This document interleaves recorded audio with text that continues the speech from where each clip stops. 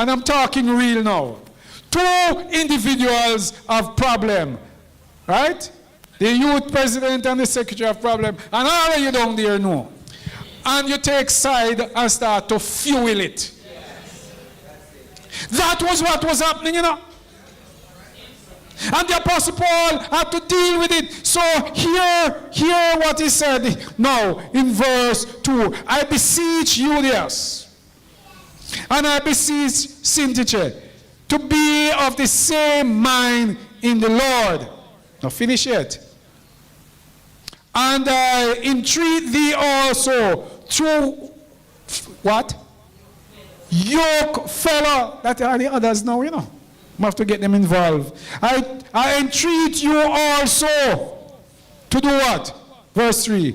Help those women which labored with me in the gospel. Help them. So, brothers and sisters, I am putting a context to this. I am taking the liberty to put a context to this. When there is a problem, when there is a misunderstanding, when there is a conflict, when there is any kind of disagreement, you and I have a role to play in bringing things together rather than escalating the problem. And this is what we do sometimes. Brothers and sisters, we must stand for what is right. Call them together. And the Bible, the Jesus Christ in his teaching ministry, he taught the doctrine of reconciliation and how to deal with it. There's a process.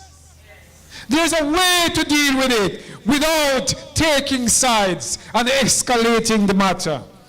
So Paul directly addressed the conflict between them and implored them to agree in the Lord, and he called for the others to assist them in reconciling, highlighting that unity is essential in the church.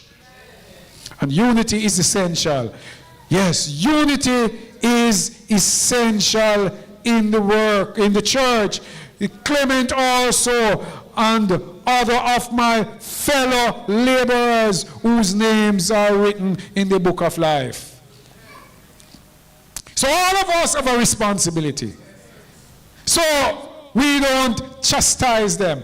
And brothers and sisters, it is so easy for us to chastise each other for their wrongdoing. It is so easy for us to chastise others. But remember now, Jesus also in his teaching ministry reminds us that we must take what?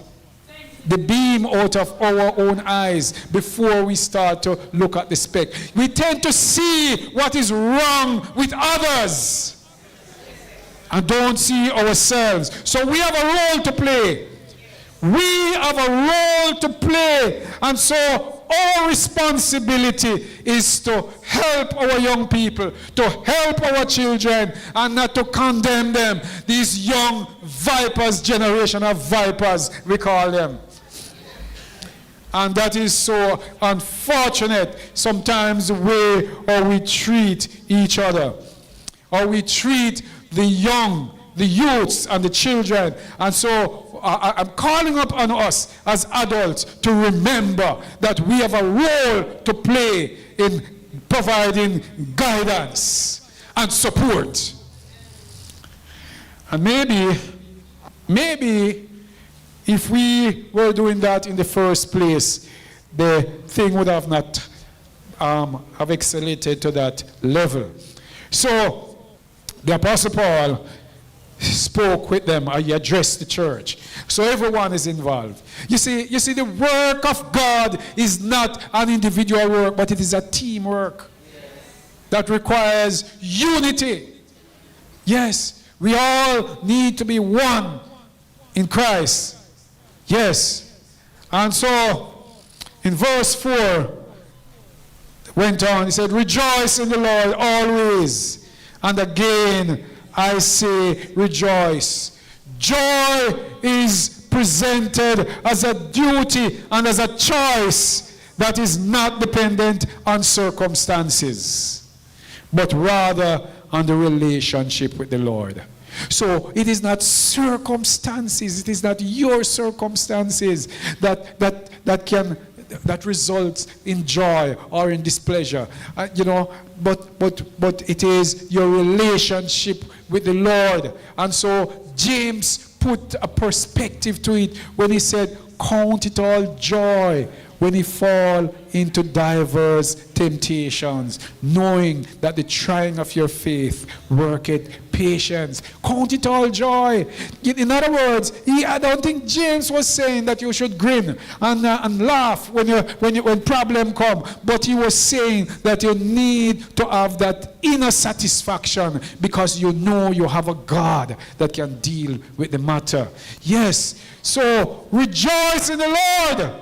He said, always, regardless of the circumstances. That is the context there. Regardless of the circumstances,